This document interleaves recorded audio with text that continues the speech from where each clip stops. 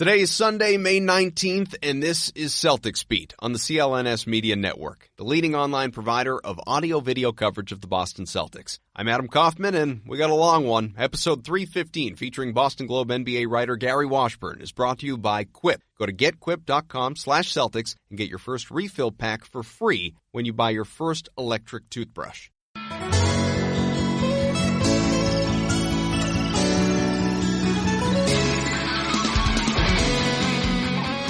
Well, Red Sox won the World Series, Patriots won the Super Bowl, the Bruins are getting ready to play in the Stanley Cup Final, and the Celtics can't have nice things. C's are done.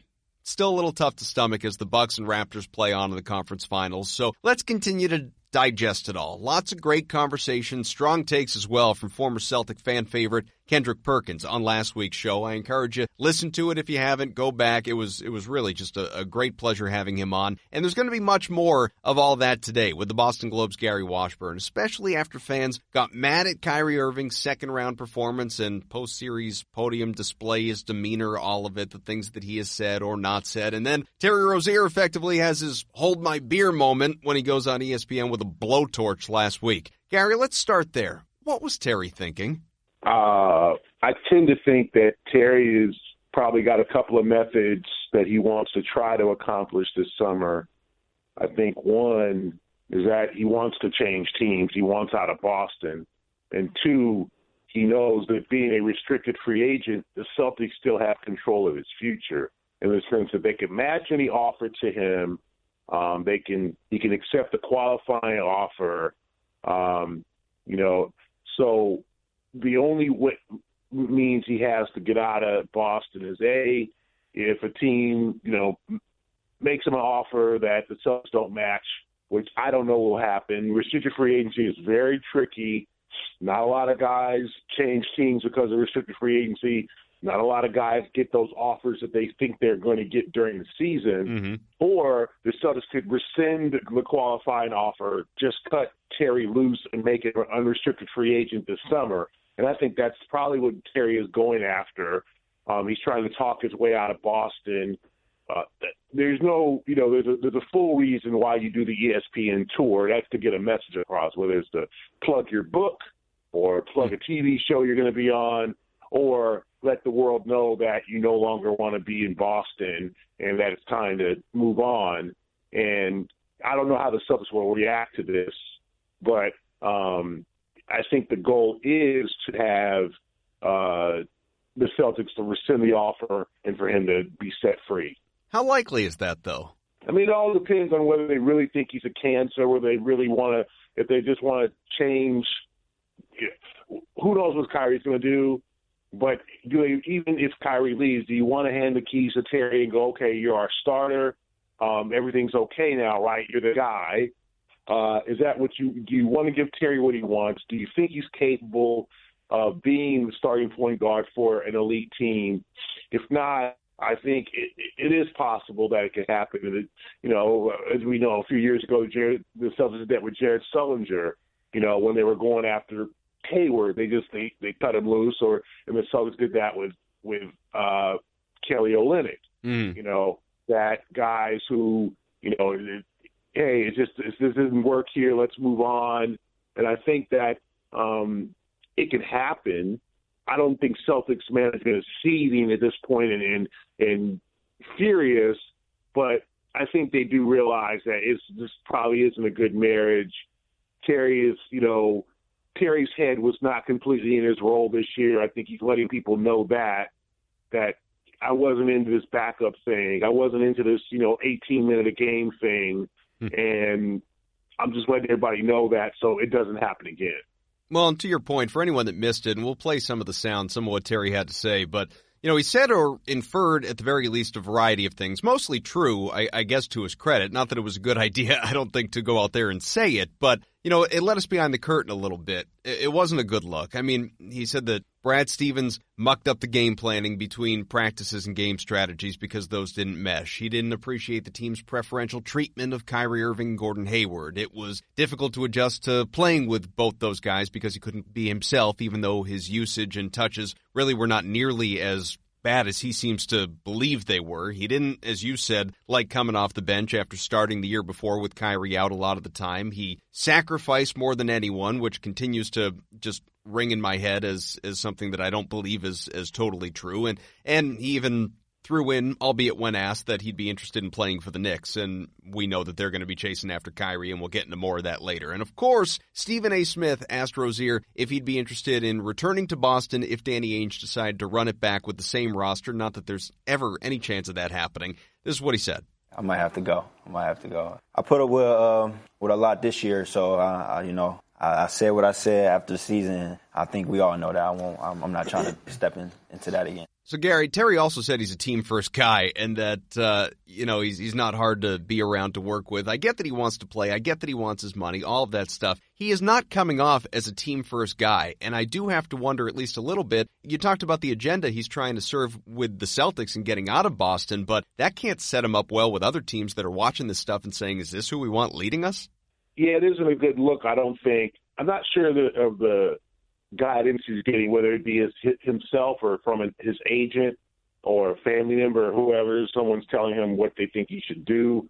Yeah, it's not coming across well, unless he thinks and he's convinced that there is a team that really likes him, that he wants to play for, that has said, like, hey, if you're a free agent, we'll bring you in, or unless he knows that there's a target team, like Adam, like how some of these guys, drop out of the draft combine or whatever because they have a promise. Maybe he has a promise from somebody that we don't know about.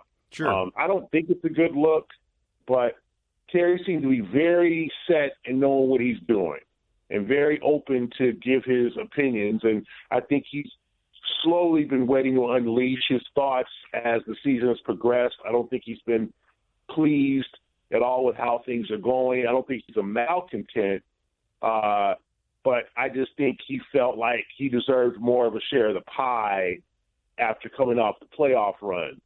Maybe the best thing and the worst thing that happened to this team was that playoff run, because obviously it did not end up well. It did not age well, as people say, in terms of how it affected the health of this team.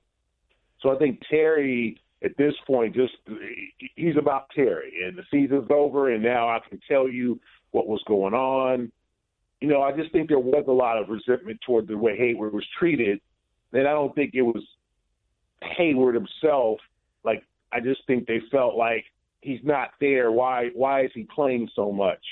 I mean, it's a tough situation. You bring a guy back who's on a max deal from a season-long injury, and you've got to integrate him somehow.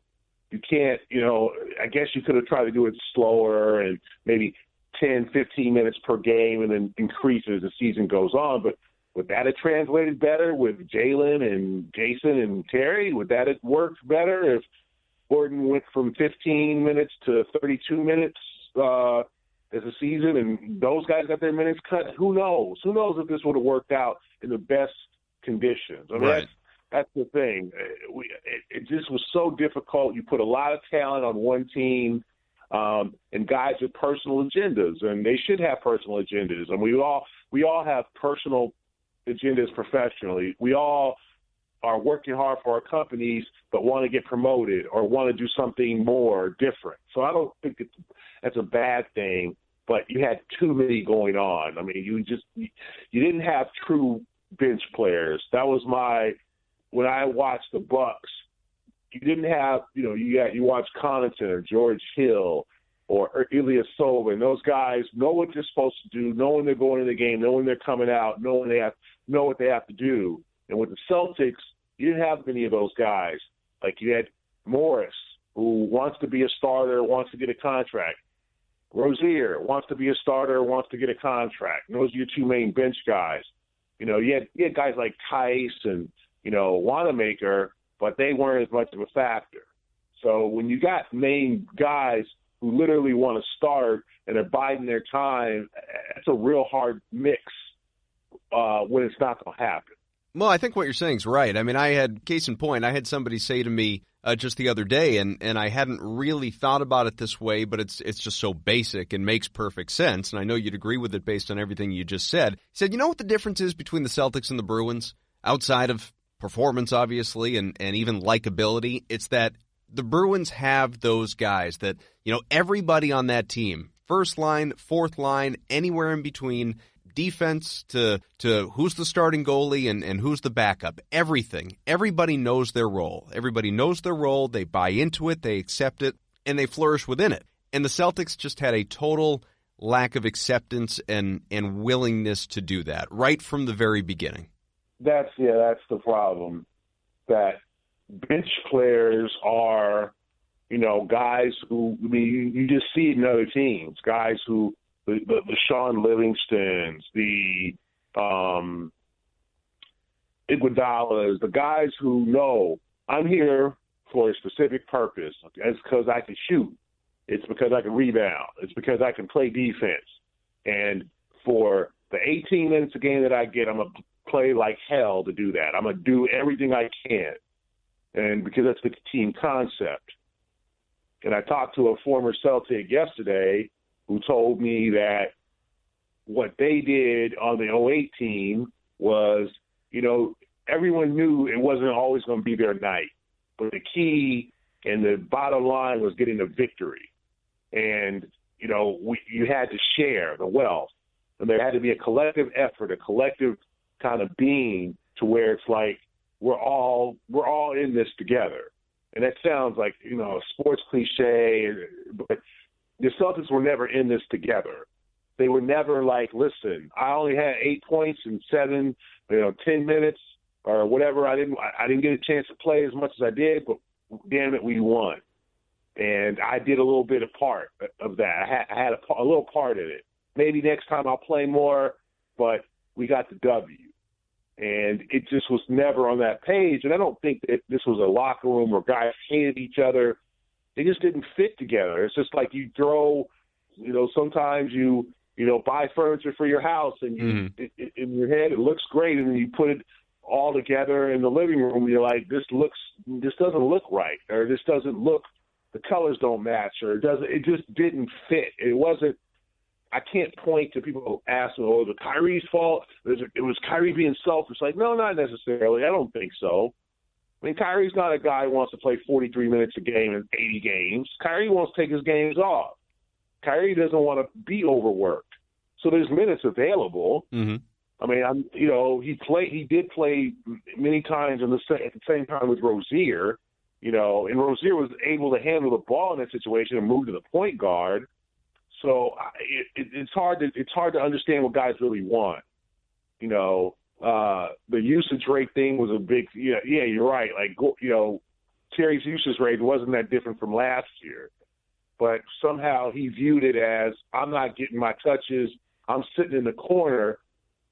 I didn't really see that much, but if you're sitting in the corner, you got to be able to stretch the floor, impact the game, right? Get a steal, get a rebound, if it's not necessarily getting your shots up. And I don't think this team ever got that message.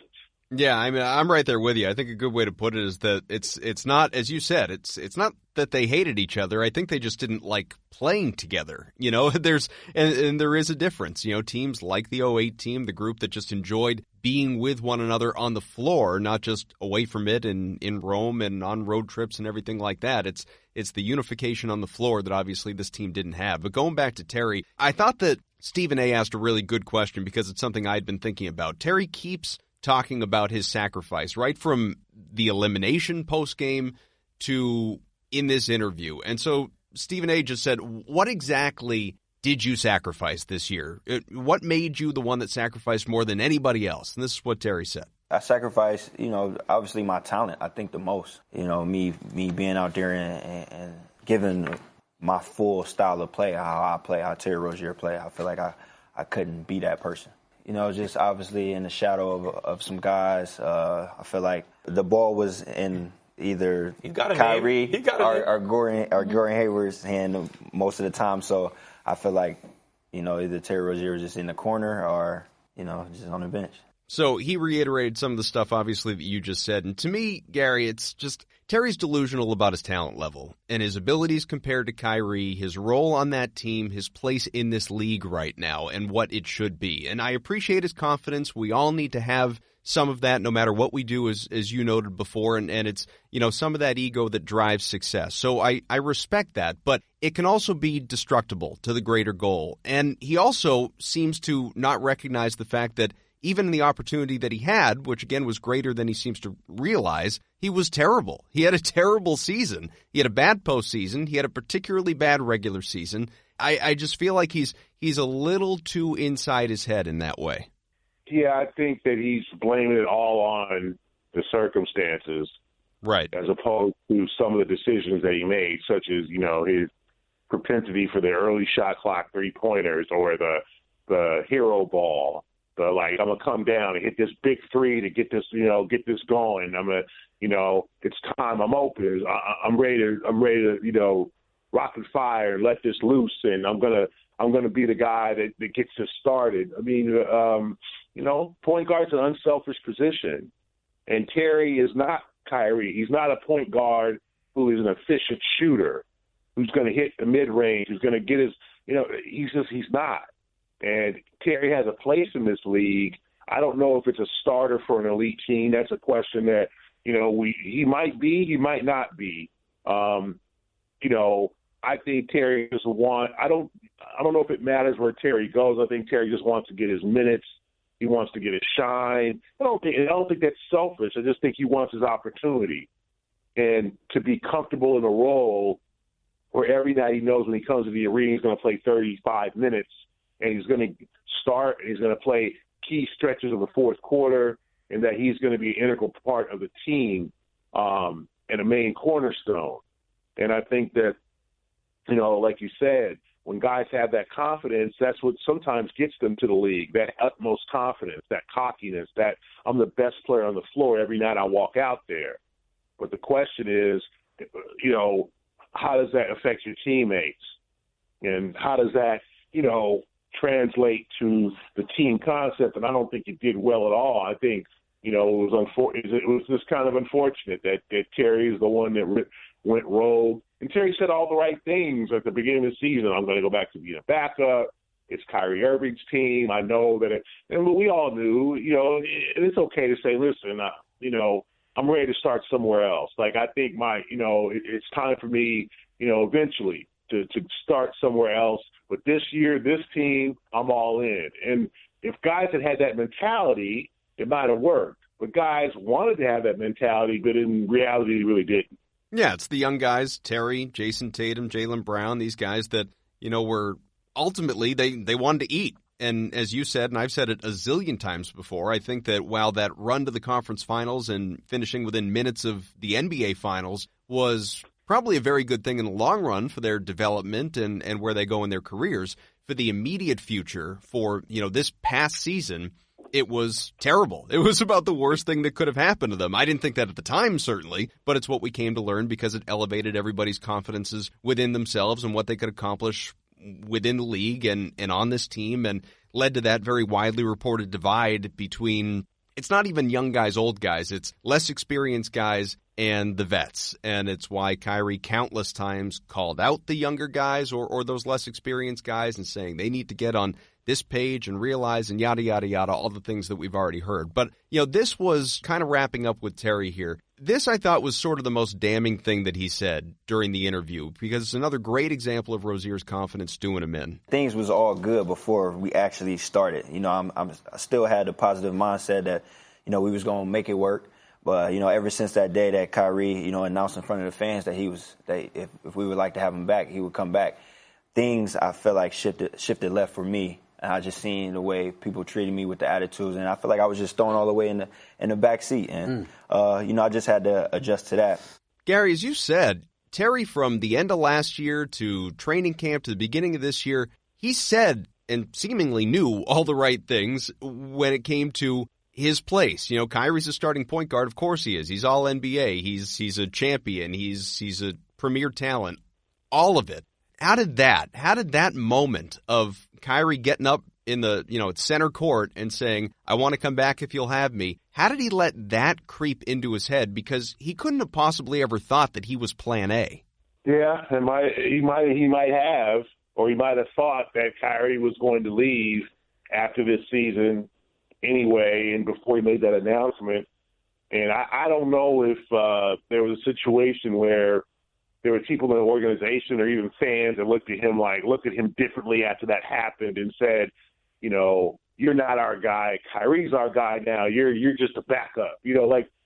Maybe Terry felt some kind of way. Maybe someone said something to him and he internalized it.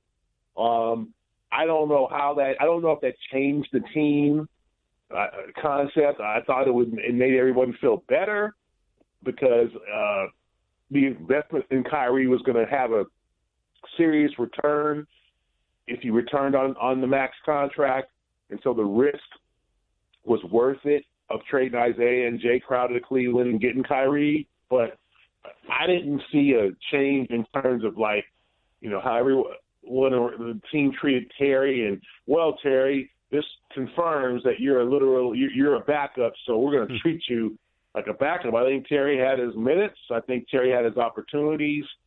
He played well as a starter, but if you look at the teams that he played against, the games that Kyrie took off, there are a lot of times they're against really bad teams. That's true. And so, Terry should dominate the Cavaliers. He should dominate, let's say the Hornets or some of these teams that are, below 500. Yeah, that should be the case. But I just think that's the whole the whole argument this year. Oh, we went 12-1 without Kyrie.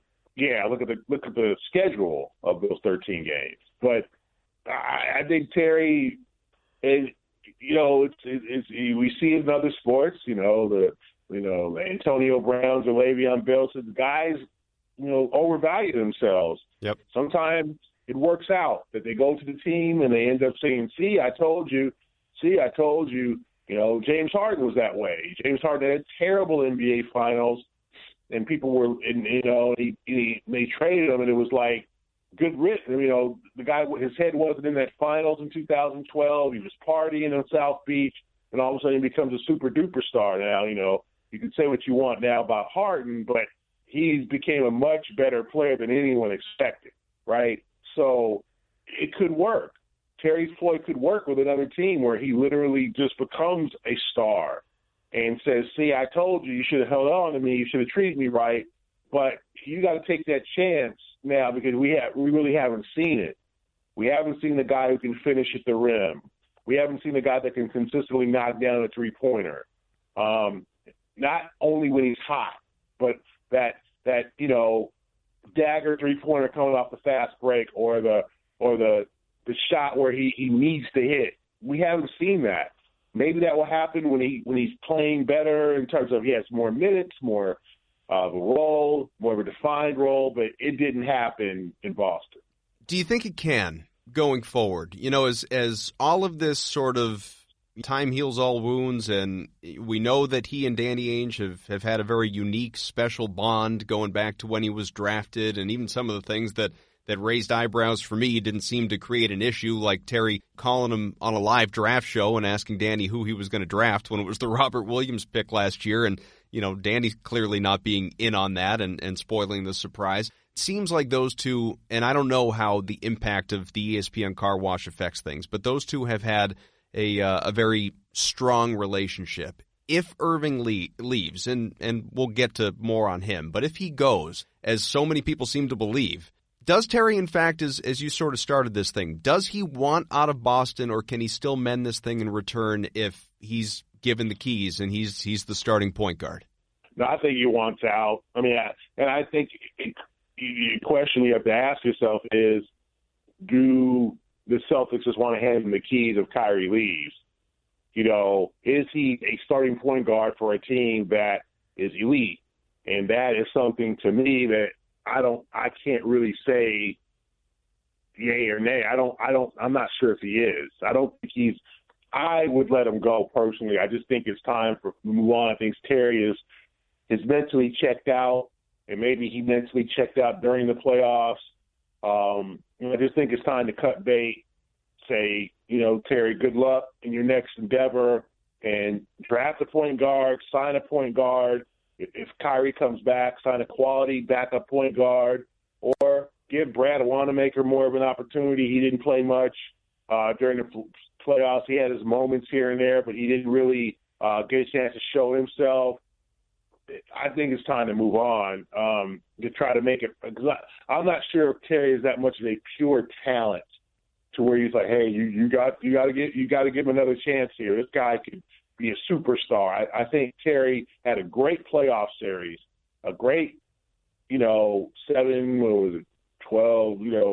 15 games or thereabouts, yeah. Games, 7, 5, 19 games, right? In that playoff run last year. Mm-hmm. He had a great stretch. And the question is that enough to go off on and give him start him and say, you are guy. And, because you can't change your mind. If you sign into a 4-year deal, he is your guy. I'm not sure the Celtics are ready to make that commitment. I'm trying to remember, but hadn't the Celtics about this time last year or, sometime last offseason or whenever it was, and you could better clarify it, hadn't they offered him $12 million per over 4 years? I know the report at least was out there, but did that actually happen? Yeah, there were talks about an extension. Obviously, it was right after the playoff run. There were talks. And I was told Terry asked for 18, like the 4 and 72 deal, which obviously was not going to be. That didn't work.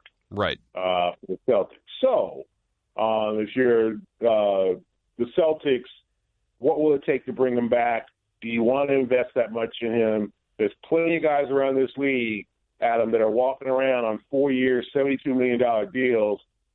Your Kent Bazemores and guys that are just that are names, not household names, that are basically didn't live up to that contract. That's a real risky contract to sign a guy like Rozier. So I would tend to think that they either he accepts his qualifying offer, if best case scenario, plays a year and knows he's out, or 2, the Celtics cut him loose, or 3, he gets a qualifying offer from an offer sheet from another club, and the Celtics decide not to match it. I think they've got to figure out what to do with him, and I think he's trying to make the decision for them. Well, so for anyone that doesn't know, and I know you've obviously been on top of this, and people should be reading Gary anyway, but $4.3 million, that's the qualifying option if the Celtics do extend it to Terry. And, and we won't spend time on this because we've already hashed it out, but I go back to the fact that, he didn't have to do the ESPN thing. He hasn't needed to speak his mind the way he has, because it's not as though NBA GMs and execs are unaware of his situation, how bad it was and playing behind Irving, or even not how bad it was, which it was, but how different it was from the previous year, just an opportunity alone, never mind all the different other factors, internal and external, that he had to deal with. He didn't need to go out and voice all those. And I do wonder if it's, all this honesty, if you will, has cost him some of the money along the way, and he's coming off as petty and selfish and not marketing himself real well and potentially burning that bridge with Boston, all of these things. If there's a team out there, and I think there will be, that does offer him an offer sheet, what's Terry's market right now? Especially, you said last year he wanted 18 per. What's his realistic market right now coming off the really terrible year that he did have? That's the thing. I think any minimum deal is 10 to 12, right? Mm-hmm. Matthew Dellavedova signed a 4-year, $40 million deal a few years ago. But that was when everything really spiked and there was all that extra TV money. Yeah, I agree, but I think the market for some players is lowered, and for other players has risen. I think point guard is a very valuable position, and it all depends, Adam, on what a team wants. If a team has viewed Terry as their starter, then yeah, like $15 million is a workable number. If you've got a team that has said, let's say Charlotte says, you know what, we're going to move on from Kemba Walker. We're not going to offer him the Supermax, and we're going to offer that. We're going to offer 15 to Rozier and make him our point guard. That would be something. 4 years, $60 million. 50, $18 million, I think is a little much coming off the year he had. Even but I think 15 there's going to be sounds like guys a lot. Yeah, it is a lot. And there's going to be guys that are overvalued. But in this market where the salary cap is well over $100 million now, there's going to be teams spending, and there's going to be, teams with money left to spend because not everyone is going to go. No one's looking at Charlotte. No one's looking at some of these teams. I wouldn't say like a Memphis, but like an Indiana or you got to look at your smaller market teams. I don't think the Knicks, the Lakers, let's get those teams out because those teams are going to go after the big fish. But there's going to be teams who have money who are overlooked by major free agents that are going to have money to offer Terry. And so that's going to be something to look out for. Like a team that, let's say, loses a max guy to another team. It could be various teams. But point guard's a position that is tough. Is not tough to fill, but a lot of teams have their point guards. The Thunder have Westbrook. Even Sacramento has De'Aaron Fox. Phoenix is a team, obviously, to look out for. They have Phoenix and Atlanta have gaping holes at point guard, right? So will the Suns, with James Jones, scrape up the money and make an offer to Rozier and go, hey, you get a chance to play with Booker and Ayton, the other guys out there, or do they spend that sixth pick they have on a point guard? A lot can happen, but there's going to be a team interested in Terry, without question. What do you suppose the number is, if Boston even has one, that Danny Ainge has in mind as far as what he is willing to go to? What is his limit for Terry Rozier before he does just say, if he doesn't already, that, hey, cut bait, we got to bring in somebody else, we got to figure out something else? Because the restricted free agency's tough. You think back to Marcus Smart, and they love Marcus, and they should love Marcus. But, Danny kind of did him a favor. The offers, we talked about it at the time, the offers weren't out there for Marcus Smart. Danny still gave him more than he had even previously offered him with the $52 million over 4 years. That's not going to happen in this situation with Terry Rozier. But they're also, without Kyrie and losing that max slot and the other guys they have, they're capped out, or more or less capped out, at least to the degree of bringing in a premier player. So, that's all just a long-winded way of saying, what's their limit with Terry Rozier in bringing him back? That's a good question. I think that if they felt like he was their starter, then you try to offer him $4 and $60. If you feel like he's your guy, because he's not a guy who's at an All-Star appearance. He's not. So I don't know. I mean, you don't give him 20 plus or anything like that. But I do think you've got to. If you're ready to invest in Terry, you've got to invest in Terry. He's 25. He'll be 25 this year. So he's entering his prime. If you feel like he's your guy, and Kyrie walks away, then I think you've got to invest. You can't shortchange Terry. If you feel like he's your guy, if you feel like ignore this year, you go, you know what, Terry, we know with 35 minutes a game, you're going to be a frontline top 10, potentially top 10 point guard. Here it is. And that's way more money than he's making now. That's an investment. That's a starter. If you feel like he's your guy. I don't know if the Celtics feel that way. Could you find a Terry Rozier in this draft, potentially at the 14th pick? Could you find a Terry Rozier in free agency, another quality second-tier point guard looking for a big payday, or a guy, even if Kyrie comes back, a guy who can fill that backup role and knows exactly what to do, exactly what he needs, is not going to complain about it. You could probably find that guy on the market. So the Kyrie thing is the piece that's going to connect everything at this point. It's like that little thread. If you pull that little thread and the entire shirt, pull the thread and let's say his entire shirt's just gone because Kyrie left. So that leaves a hole. What do you do for that? What about the salaries? So all of this relies on Kyrie's decision. So one benefit from Rozier doing all the talking that he has, at least, for us in the media and fans that eat it up, I guess, is that he's let us, like I said earlier, behind the curtain a little bit because he's confirm most of the reports or just things that we assumed about this Celtics team along the way. Dysfunctional from the start. Terry said 5 games in, he knew it was going to be a more challenging year. Less experienced players, like we said, didn't like being behind Irving and Hayward after that deep playoff run. Everyone motivated by their own agendas, never bought into the team concept. Brad had really little to no control over the situation till it was kind of too late, and that's something I think you wrote about as well. Did you learn anything else from all this, or have you learned other things since the season ended? In terms of how the team got along or didn't get along? Well, that and just what was really at the core of why this season was such an underachievement and really an epic failure compared to preseason expectations. Well, I think guys are unsure of their role. Like I think guys, even though they said the right things, and we asked them at training camp. I mean, it was the common question. Hey, with all this talent, someone's going to have to sacrifice. Everybody's not going to eat every night. Are you guys ready for that? Oh yeah, we've all talked about that. All in as one. One for all. Like now the question was asked a lot at training camp because you saw the amount of talent on that floor or on that team, and the talent that was going to be on that floor every night. And you were like, okay, this might not work because there could be somebody who wants more, and every night they're not going to get more.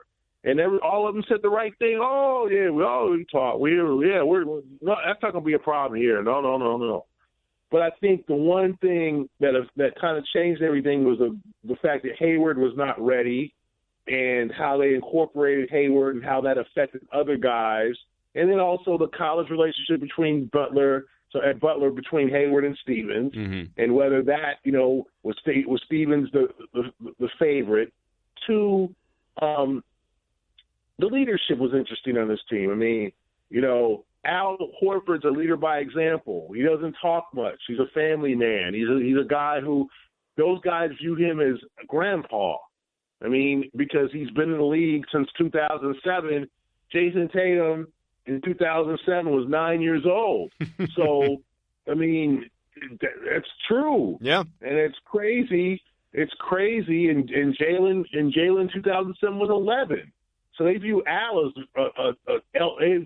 elderly. Yeah, he's the OG. You've been in the league 12 years. Man, 12 years ago I was in the 4th grade.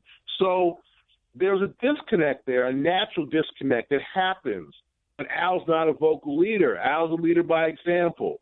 Kyrie tried to lead in his own way. That didn't work. Marcus Morris tried to lead his own way. Then you had guys who had been around, like your Smarts and your Roziers, that are young, but NBA veterans, young NBA veterans, the guys who were 24 with 3 or 4 years in the league already.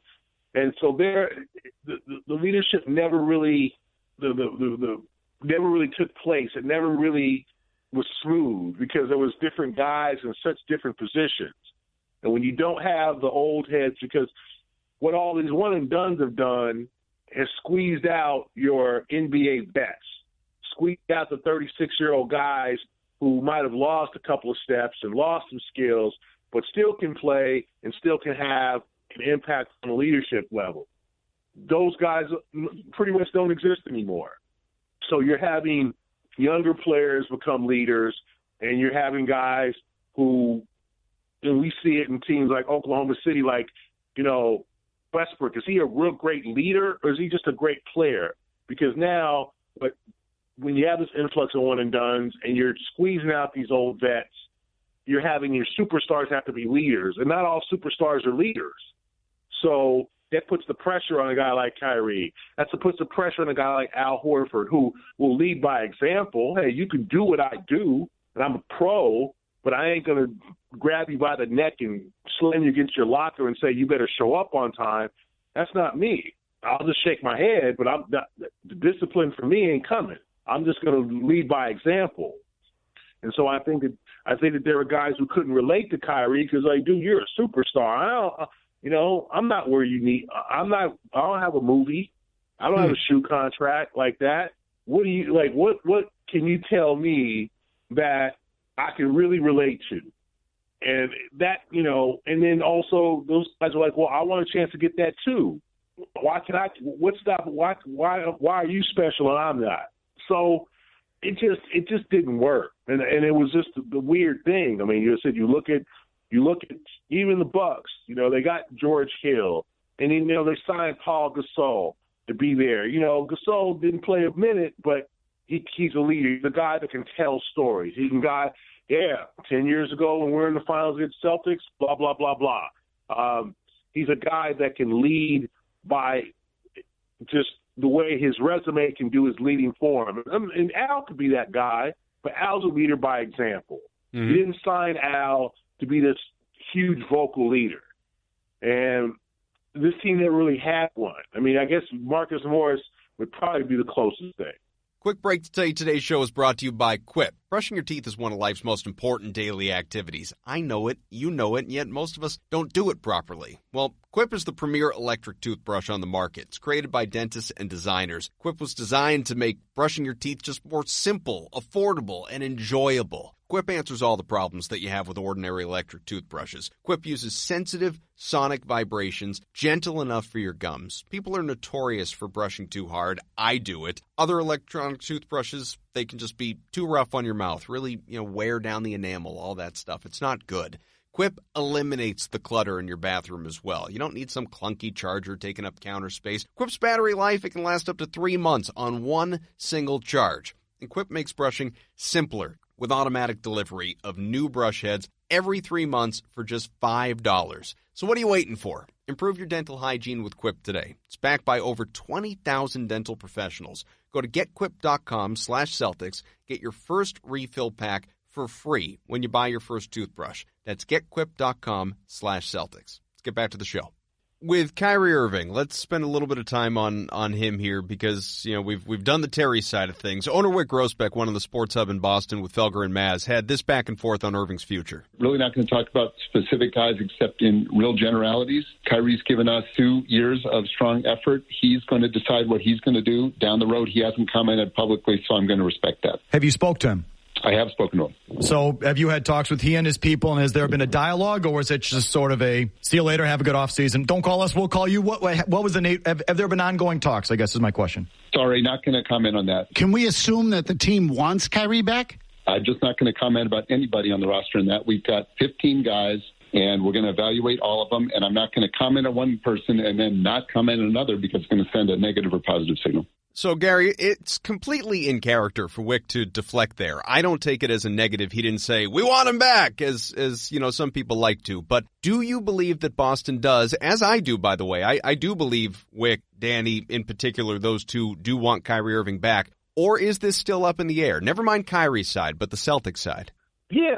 Oh, most definitely want him back. Even Brad Stevens? Yeah. I think Brad can work with him. I don't think Brad despises Kyrie. I think that he's going to be a better coach. I think he feels that way and devise a game plan, but you also need to get Kyrie some help. You need to get Kyrie some shooters. This team never really had shooters. Gordon needs to be better. And I think if you're the Celtics, you say, okay, this didn't work out. However, we get a legitimate backup to Kyrie, a guy who knows his role. We get Jalen and Jason both taking that next step. We get a healthy Gordon who doesn't – remember, Gordon had that second leg surgery in August, so he got a really slow start. I think we kind of ignore that, overlook that second surgery he had, that he was out for like 6 weeks.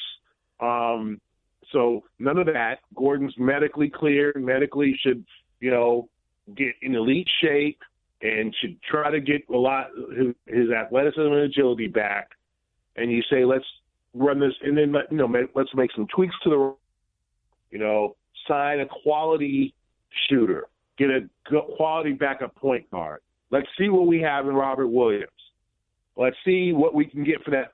Let's see if we can make a trade, or if we go after. And I'm not even including if they go after AD, which right. is inevitable, a whole different topic. Okay, yeah, they want Kyrie back. One, he's a 27-year-old guy entering his prime. Secondly, your max contract deals with Al is coming up. I mean, he has an opt-out. That could be he could opt out and sign for a lesser money. And Gordon has only 2 more years left, so it's not like you're going to be saddled with all these max deals for the next 5 years. Is it 2 like left? You can get out from. Sorry to cut you off. Is it 2 left for Gordon, or is it 1 and a player option? It's 1 and a player option. But we just assume he'll opt in, you think? Well, I would assume he'd opt into the $30 million 2 years from now. Yes. Well, especially if he looks anything next year like he did last year. Yeah, I think that the Celtics are fully prepared for 2 more years of Gordon. Okay. Unless they can move his contract as an expiring deal after this year. Who knows? Right. Also, I mean, there might be a push for them to move him sometime this summer, next summer, for another deal, a max deal player. Something like that. If they feel like it's time for a change or, it didn't work out, whatever. I think they're going to give Gordon all an opportunity to get himself together, especially with this summer. Very important summer for Gordon. So I think they want Kyrie back. I think the organization would reboot. They would tweak some things and figure out. And I think Brad will go into the lab and figure out what it will take to make it work with him. And I think it's also to hire a quality assistant coach, a veteran NBA player, guys who can help work with Kyrie and talk with Kyrie and be, like you can't. I think Brad's coaching staff are great guys, good hardworking guys. He is on way too much of the Butler stuff with his coaching staff. I think it's and it burned him this year. It burned him really bad. Maybe a Kendrick Perkins type? Yeah, something like that. James Posey, a guy who has been around, has stories to tell, who knows the life of an NBA player. You can't look – Kyrie's not going to look at Micah Shrewsbury and say, I believe, I got you, Micah. You know what I'm coming from. Neither Mike Taylor, neither Jamie Young, neither Jay Larranaga. Jerome Allen had a cup of coffee in the NBA and relates to them more, but I think that Brad's one of his flaws to me was his loyalty to his Butler guys, promoting when Walter left, you promoted the D-League coach and added. It's like you don't need another Mike Taylor, you got enough guys who just do their work and keep their head down and who are good guys, but you need a guy on the staff that you don't know or that you haven't known for 15 years, you need to, and I think Brad's, interviewing guys. He interviewed, according to the New York Post, J.D. Bickerstaff for a vacant position. I think he realized I got to get a younger, maybe a forward player, a guy who's been a coach. I need someone to be in my ear, and I don't think this coaching staff had that. I don't think anyone. And I think the coaching staff knew what was going on with this team in terms of the chemistry issues, but didn't know what to do about it. And then when Brad got word, as we talked about, it was way too late. So I think Brad's got to do a reboot just as well as Gordon's got to do a reboot, and Kyrie's got to figure himself out. I think everyone's got to go back and do some soul searching. It's just it's amazing to me, and I do. We won't bother talking about this, but I do wonder. You mentioned Walter leaving, and it's not as though he's a Hall of Famer or anything, but as a far more tenured, member at least of the league, not necessarily as a coach, than all those other guys that you mentioned that are on staff. I wonder him leaving, how much that hurt this team this year. So that is something. But the emotion of Boston fans, and I think a lot of it can be good, a lot of it can be bad. It's really hasty to me how many C's fans are going on and on and on about how much they want Kyrie Irving to leave, because there's a lack of understanding about the things that you brought up, the salary cap ramifications, his talent level, or just an outright, we don't care, you can't win with this guy, or at least we don't believe we can win with him as the number one guy here, so get rid of him. And I don't think people are really aware of what that means. If you're just ushering Kyrie the door. Not, again, like the Celtics are going to do that. I believe they feel as you said they feel. but the fact that there's such a turn in opinion on him, it's not wise. I agree. I think we have short memories as fans. I think people think, well, let Kyrie go and sign Kemba Walker. Like, it doesn't work that way. Not the way it works unless you really move some salaries and make some trades to clear space to sign a Kemba Walker. I think that's the thing. Like, the question is, who do you replace Kyrie with? Kyrie is still a top 5 point guard in this league. I'm sure some Oklahoma City fans have an issue with Russell Westbrook, right? Sure. Do you trade Russell? Do you let Russell go? Absolutely not. They're going to run him out there opening night next year and hope things will change. When you got guys like that who are going to go down as Hall of Famers, I mean, Kyrie is going to go to the Hall of Fame. If he continues his career, I mean, he is going to be a Hall of Fame player. You do not let those guys go. I think that's ridiculous. And I know fans are mad and fans are upset at guys. I'm sure there were seasons where there were fans upset at Nomar, upset at Ortiz, upset at other Sox guys, Pedroia, who didn't have a good season, who came up, who didn't have a good playoff. That's natural. There's plenty of guys who didn't step up in the postseason. Patriots, Bruins, Red Sox. That offseason, the Boston fan base get this guy out of here. And then once that didn't happen, and they said, okay, he's back. And then all of a sudden, the next offseason or playoffs, he came through. Right? I'm sure there's plenty of stories of guys over the history of Boston sports who have had a bad postseason, was able to come back and make up for it. So you bring Kyrie back. I don't think there's any question. Well, do they want him back? He's a cancer. I just think this walk year didn't fit well with him. I think him in a secure contract, knowing where he's going to be, I think will make him happier. I don't think he enjoys this process. Everybody talking about his future. Exactly. I don't think he enjoyed that at all. As you know, Adam, walk years have different effects on different guys. Some guys don't care. Some guys have career years in their walk years, and because they know their money's on the line. Other guys, it bothers the hell out of them because they see social media. And I get it. When Kyrie looks and sees some dude from the NBA, and I don't know how that happened, took the video of him and Durant in the tunnel, right? Or in the back at all before in uniform, where they're about to basically be introduced to the All-Star game, and somebody took that video. I don't know. Media is not allowed down there. We're not allowed that far. So that was someone, either some fan or an NBA person, or somehow someone was able to take that video because it was not a media member. Because it was obviously off a cell phone. It wasn't like a regular TV camera. Right. So when Kyrie sees that, and then all the speculation, they're talking about playing together in New York. I just don't think, I think he's saying to himself, you really think that I would take Kevin right before the All-Star game in the tunnel when everyone's walking by, the mascots, J. Cole, all these performers, all walking past, and we're going to talk about free agency right here. It doesn't make sense. Right here. Yeah, it doesn't, right? But then that was a speculation. I think that bothered the hell out of Kyrie.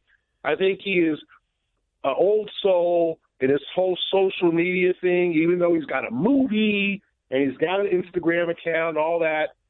I think that bothers him that this is the new NBA, that this is this is how things go. And this is that anything you do, someone's going to have on tape. I think that bothers the hell out of him.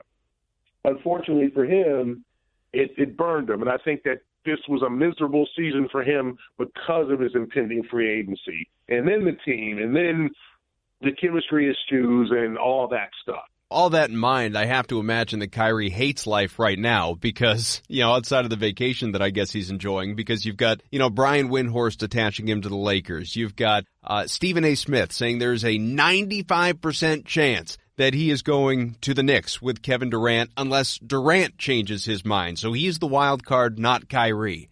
So all this stuff is out there. And you listen to it, and look, Wick said this, Danny has said this, a million people have said this, we know it as well. Most of the stuff that's out there in terms of reports, rumors, speculation, it's BS, or it's used to serve agendas, whether it's from some in the media, whether it's from agents, whether it's from some GMs and owners behind the scenes. There's a lot of crap that is out there. You as a journalist have to know when to decipher what is right from what is wrong, what is credible, what is not, what is worth putting out there for people to chew on, as so many of us like to eat all of that up, and it feeds content for shows like this. But I don't believe, and I'm curious as to your opinion, I strongly believe that Kyrie Irving, he himself does not in this moment know where he intends to sign in July. We're still talking about 6 weeks or whatever it is away from him making that decision, a concrete pen-to-paper decision. And this is someone who's says, we've observed this for a couple of years. He says how he feels in the moment. And whatever that is true in the moment. And it may very well be different a day or two later. So I don't think he may be leaning one way or another, but I don't think he knows right now whether Boston's out, whether the Knicks are in, whether the Lakers are in consideration, any of that stuff. Yeah, I mean, the thing about Kyrie is, if anyone can tell me what's going on inside his head, please let me know and let everybody else know. Yeah, he's a prisoner of the moment. I don't think anyone knows what makes him happy. I don't think anyone knows whether it's going to be, because people are speculating, well, there's no way he'll walk away from the extra $50 million that the Suns will pay him. And some people are like, yes, he will. Money's not important to him. I don't know how important money is to Kyrie. I don't think we know that because he doesn't showcase his lifestyle. He doesn't showcase. He has a daughter. We don't see her a lot. We don't, and that's his right. If I were a professional athlete, I would not showcase my family all on social media. I would not want everybody to know what the hell my kids all look like and all, and that all their life events. Kyrie's a private dude. And I don't think we all know how important Kyrie, money is to Kyrie. Is he like, well, that's a lot of money, and I don't want to play all that long? Because I think we're talking about a guy who has basically said he doesn't want to play till he's 37, and he's 27. So is he saying to himself, this $50 million, well, it could set me up. It could be a very nice little padding. Financial padding. I can definitely, if I want to retire after this contract, because he might be thinking something like that. He might be thinking, hey, 31, 32, I want out. I am not playing until I'm 40. You're not going to have to drag me off the court. I'm going to walk off the court before, arthritis gets my knees. I don't know if you've seen him close up. He's got graying hair. He's got strands of gray in his hair. Mm-hmm. Kyrie's a 40-year-old, 26-year-old at this point, And I'm not saying that in a bad way. I just think he's got an old soul who's had a lot on his plate since he was 19 years old in terms of pressure, and you've got to be this guy and playing the years of playing with LeBron.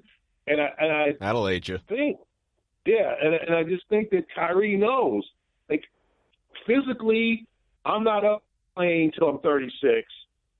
Because he's a 70 game per year player, and he realizes his limitations.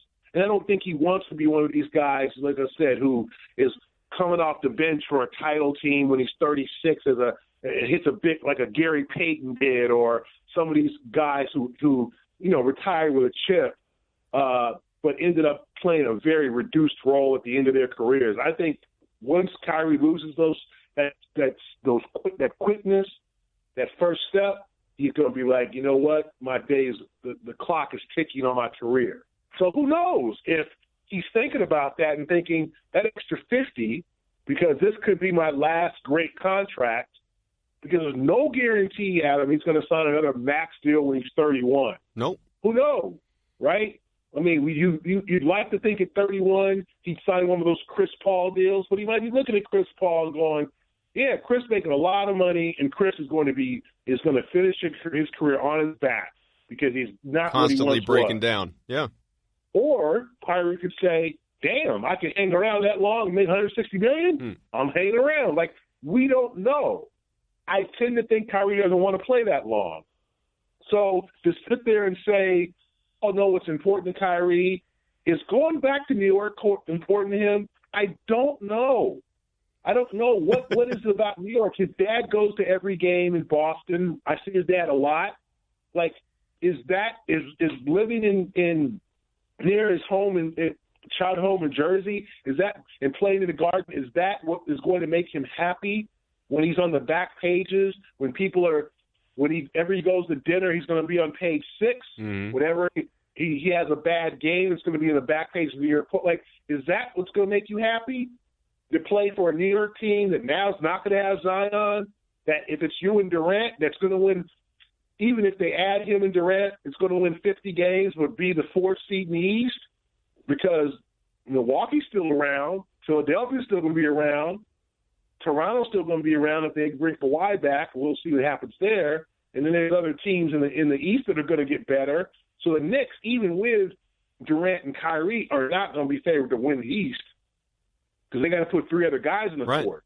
So you got a lot going on here. So I couldn't fathom to guess what he's going to do. Like you said, Adam, I don't think he's made a decision. I think he's got to calm down, go to the Cayman Islands or wherever the heck he's going to go, take a deep breath, and figure out what's best for me, what makes me happy. And I don't know if he knows. To your point, I mean, people keep asking me too, and I'm sure they're asking you, like, what is it that motivates Kyrie? Because I keep saying, and I had Perk on last week, and he agreed with this, and I said this at the time that the Celtics acquired him. I don't think Kyrie he's got his ring. I don't think he's motivated by winning. He left us, he demanded out of a situation where he'd been to the NBA Finals 4 straight years, and he was playing with the greatest player on the planet. It's not about winning. It's not necessarily about him having his own team. If he runs away from this one, and a team that could be very good in the future, to go to a team that is, comparable if it has Durant and less than if it doesn't. It's not probably the money if he leaves money on the table here. And even the $50 million thing is misleading because it's an extra year, of that contract. So if he looked at it as final deal, fine. You could say it's an extra year and an extra however many million. But if there's another contract coming after this one, it's a 4-year deal with someone else, then it's really not $50 million. It's maybe $10 million, $20 million. It's not even close to the same thing if he's going to, like you said, with Chris Paul, keep going. Is it playing at home? Is it with the Nike commercial, having number 11 in the TD Garden rafters? We do not have a clue. But one thing that I do wonder about, and I heard someone bring this up, and it's with the timeline of things, it's a very interesting consideration. If Kyrie continues to inch and lean, and he thinks he's going to go. Now, maybe he'll have this decision made before July 1st, or maybe he'll hold court like Durant and have all these meetings. I have no idea how it plays out. He probably ends up having meetings. But if he's actually made up his mind, do you think he will have the decency, he will show Danny Ainge the respect to let him know before the draft so that they can have a better mind about how they want to strategize that night, especially with that big Anthony Davis domino at play? That's a good question. Hard to say. Remember, Kyrie has the same agent as Jason Tatum, so there's going to continue to be a relationship with, unless they trade Tatum for KD, who knows. But there should continue to be a relationship between Ainge and Kyrie's agent. So I think there's definitely going to be a situation where there's some conversations there. Who knows, Kyrie says on, June 15th, hey, Danny, listen, I'm not coming back. I'm just going to let you know that. I don't know where I'm going, but it's not going to be back to Boston. Who knows if that's something, a conversation that happens. It would seem fair, right, to do that if that's the decision that he's come to. Or does he say, I'm literally going to hear all these teams' pitches. I'm going to be courted. I'm going to meet with you guys. We're going to go someplace, one of these fancy restaurants, private restaurants in Boston where no one will bother us. And, you can give me your spiel of how things are going to change, but I'm going to go meet with the Knicks and the Lakers and the Brooklyn Nets. Don't forget about Brooklyn, Adam. Yep. And they're playing the free agency. Don't forget about the Nets. I'm going to go visit 4 or 5 teams, and I'm going to make my decision on July 5th or the 10th. And I'm sorry how that affects your organization, but that's what I'm going to do. So who knows? I think he's got a lot to think about, a lot on his mind, and I couldn't tell you whether he was coming back. And the thing about that is that, but that's his right and that's his power. And I don't think that he's given any of us, for people, he's going to the Knicks.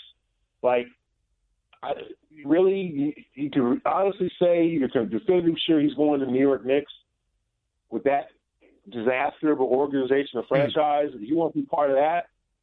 And Adam, I think it's kind of overstated. Like, I don't think Kyrie asked out of Cleveland because winning wasn't important. I think he didn't want to be a hostage to what LeBron was going to do. Sure. And remember, LeBron was a free agent after last year, and I don't think Kyrie wanted to spend this year and say, I don't think he wanted to spend this last season with Cleveland and be set there and say, well, please, LeBron, come back so we can keep winning. If not, we're gonna suck, and I'm gonna be left here, the only guy in the boat. Yep.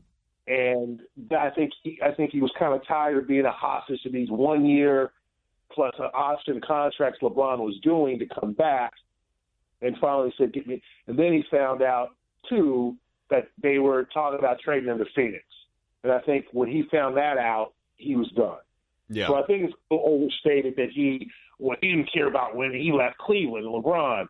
Well, I think any of us would be annoyed when the fate of all my fate, it relies on whether someone, what does LeBron want to do? And what does he want to do? And that was the whole talk last year, right? Mm-hmm. Does he want to go to the Sixers? Does he want to go to the Lakers? Is he going to stay in Cleveland? What's going to happen? And I think Kyrie wanted no part of that discussion because he knew that he would be left on that boat. We could spend a long time on Anthony Davis. We won't. I've kept you way too long, but I do want to at least touch on it, especially after the lottery. The Celtics, would have been great if they landed 2 through 4. They didn't. They 95% chance, same as Kyrie's odds of going to New York, apparently, of getting that Kings pick at 14. That's what happened. They also have 20 from the Clippers. They have 22. That's their own. They have 51 in the second round as well. So they don't have that top asset. Zion's going to go inevitably not back to Duke, contrary to reports that are out there. He's going to go to New Orleans. They still have Anthony Davis right now. You've got, the Knicks in play with a top 4 pick. Same for the Lakers. There have been the reports that the Pelicans don't want to do any business with the Lakers. They feel like everything with Davis last year and those rumors and speculation totally derailed the season, quite frankly, for both teams. So take that, as you will. I don't know. I mean, the Lakers can offer a compelling package for Davis. So can the Knicks. As we know, so can the Celtics and maybe some other team as well. Which team do you believe can offer the best package? That's sort of part one of the question. But also, do you believe Boston will go all in? Not getting a commitment from AD, because I just don't believe there will be one long term. So all in for a potential 1-year rental. I don't believe it. I don't. I don't think Danny is prepared, even if Kyrie comes back, to totally gut the roster on a wing and a prayer. This is the time you take the gamble and hope that AD loves it and sticks around, versus continuing to build with guys like Tatum and Brown and Smart and Horford, Hayward, those picks, whatever combination it is. Who do you believe has the best offer, and will the Celtics go balls to the wall to try and get him here? I don't think that they will just offer their entire roster. No, I don't. I think coming off this season, which was as we would all agree, an abject failure, right? Because I think we all assumed as observers of this team that this year would go way better, that they would be in the finals or at least the Eastern Conference Finals. And, you would have major momentum headed toward next year, right? Because they were, lost the Warriors in the finals, or they reached Game 7 of the Eastern Conference Finals again. And they're, maybe, hey, it's time to make a little shake-up, a little change. but AD's available. But now I think the stakes are higher, and you're affecting the long-term health of your franchise if you turn around and do this whole major blockbuster deal for 1 year of AD. And remember, too, in New Orleans, the new general manager is David Griffin, who used to work with Danny. They know in Phoenix, they know each other well. David Griffin ain't no dumb dude. You know, he ain't Dale Dimps, right? The previous GM. Yep. Griffin's a smart guy, right? Griffin is going to work this. And he is going to get every drop of what he can if he has to trade Anthony Davis. So remember, he's spent a year away from the game. I mean, he was, working for NBA TV, so he's seen all these guys. He is not a guy who's going to be played by Danny. That's not going to happen. So that changes the dynamic of any deal. And also, I think, I don't know if Davis commits, but I don't think you throw in the towel, throwing everything for 1 year. Also, I think another possibility is this. Even if we lose Kyrie, okay, we can find a point guard in the market, and we can rebuild with this. We have 3 of the first 21 picks. Yep. The 22 picks. If this was the Patriots, the entire fan base, possibly celebrating 3 of the first 22 picks. I mean, I know this draft is it's a weird draft. I get it.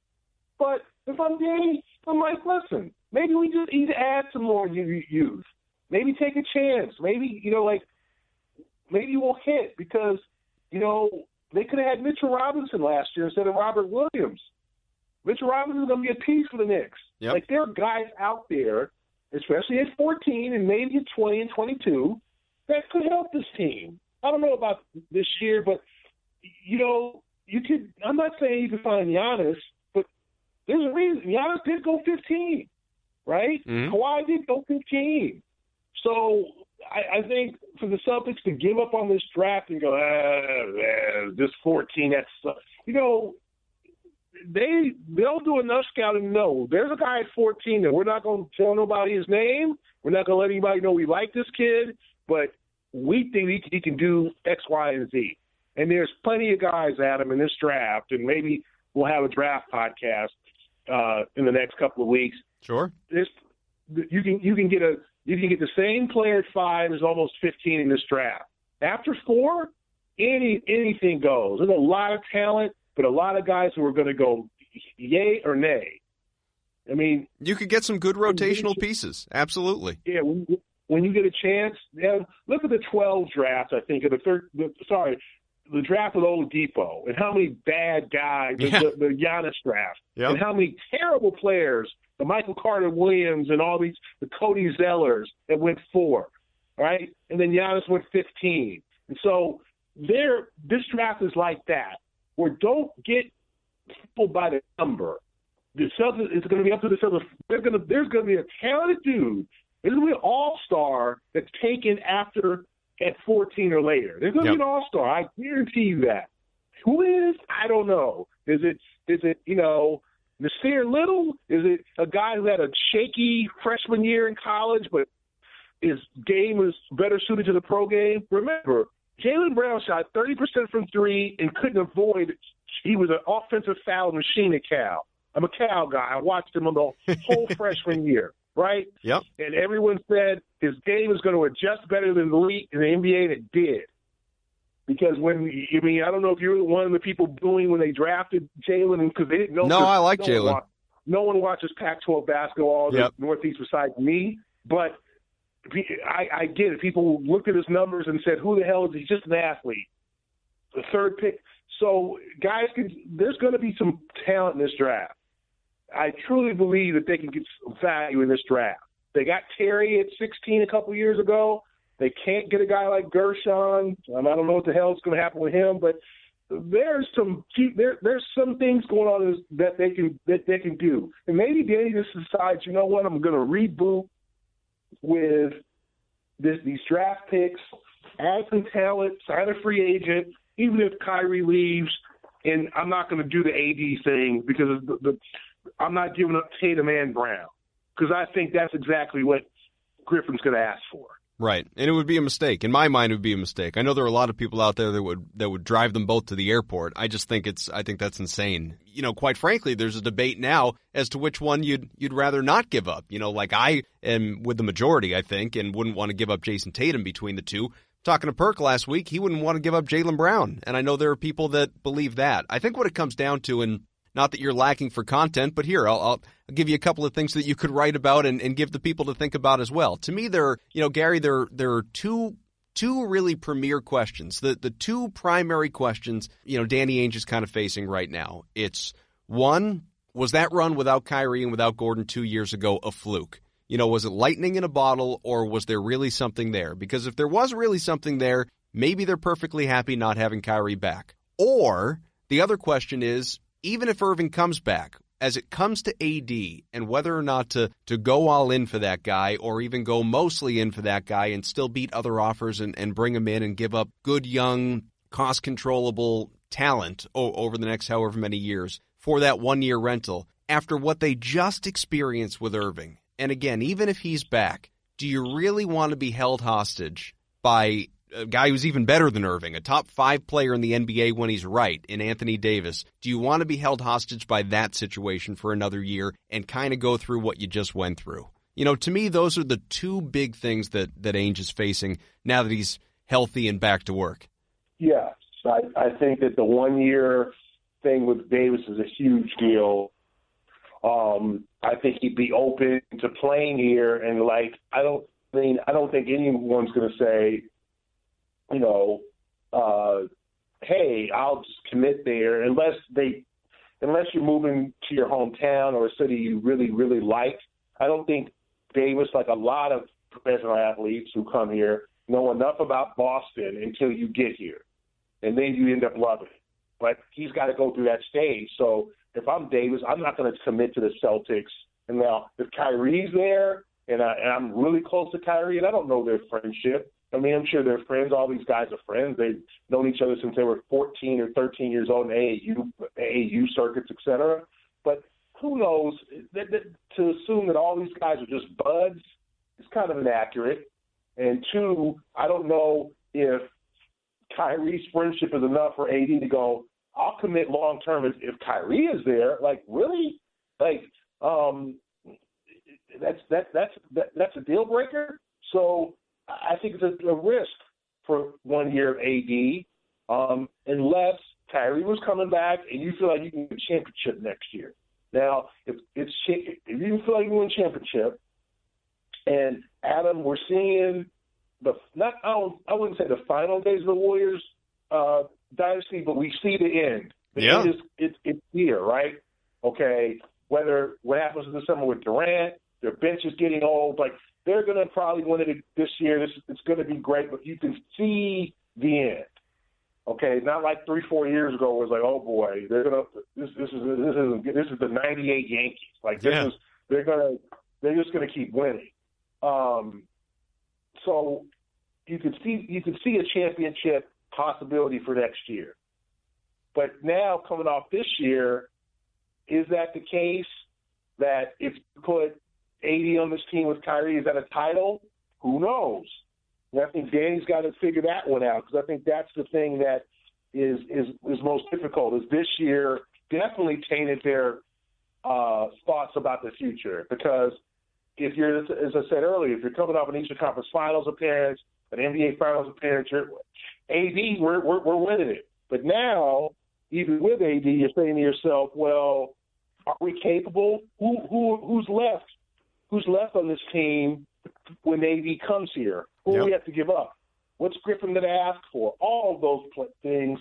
So I think it's a lot to unpack for this organization. Yeah, the potential of giving up a Horford after he's in a new deal, or a Hayward, and maybe he's ready to be an all-star. Who knows what the potential is of Tatum and Brown down the line. Smart, who to me is almost I know people think I'm crazy, but in some ways he's almost the most untouchable asset that Danny has, from the standpoint of just being the heart and soul glue guy, really embodiment of all that is a Celtic with this team. Whatever, we could do plenty on him. But Gary, I've kept you way too long. Maybe we will connect a little bit closer to the draft and dissect some of that stuff as well, because I think you're absolutely dead on with everything you said about it. It's top heavy, and after that, it's a total crapshoot. And Danny's obviously in a position where if he keeps the picks, he's got to get it right. But there's going to be a lot to unpack with this team over the course of especially the next 2 months and then beyond. And who knows? I mean, you would think that August is a dead time in the NBA, but that's when the Irving trade went down. So with Danny, you never count anything out. But Gary, I really appreciate you coming on. This was a lot of fun for me. Hopefully didn't keep you too long, and we'll do it again soon. Hey, Adam, thanks a lot.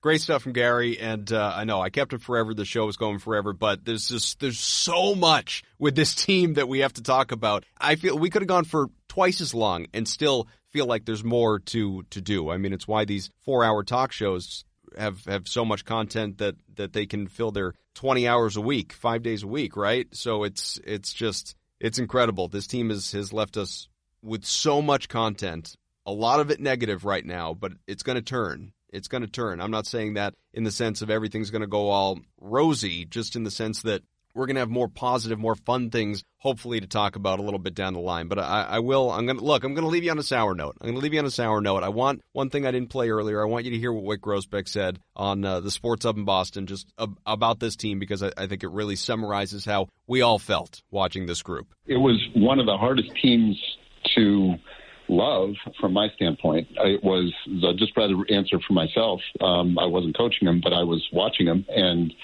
it was frustrating. It was a tough year for everybody concerned. I think the fans all feel that, and we're going to just try to make it better. But we all feel that, and we, the highs and lows, and it just has been, it's been frustrating. Wick pretty much just summed up this entire show in, 25, 30 seconds. Man. All right, so we're going to do a lot. Every single Sunday, stay with us here on Celtics Beat. This show brought to you by Quip. Go to getquip.com/Celtics. Get your first refill pack for free when you buy your first electric toothbrush. Thank you again to Gary. Thanks so much to Gary. Again, I kept him on so long. Thanks to Evan Valenti for listening through this multiple times, as all the magic that he does after each show. And thanks to Nick, Larry, John, everybody at CLNS Media. And as I always say, thanks mostly to you. Subscribe to Celtics Beat on iTunes. Follow me on Twitter at Adam M. Kaufman. I'm always there to engage. We got a lot to talk about, folks, over the next while. It's going to be busy. I was so hoping and rooting this time last year for this one to be a nice, boring, easy offseason, short of any of the stuff surrounding Anthony Davis. And it looked like it was trending that way when Kyrie Irving proclaimed, "I'm coming back if you'll have me." Here we are. Kyrie watches on.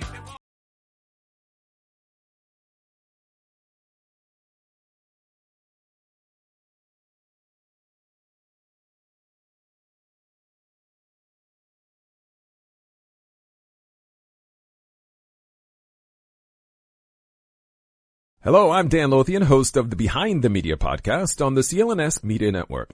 Along with Jimmy Young, we dive into the biggest media headlines each week with honest, informed, and sometimes irreverent perspectives. It's not all serious. We deliver information and entertainment. As we like to say on Behind the Media, we find the interesting in media so you don't have to go searching for it. Listen to our podcast and get prepped for the next trip to the water cooler. Subscribe to Behind the Media wherever you get your podcast, or find us on www.clnsmedia.com.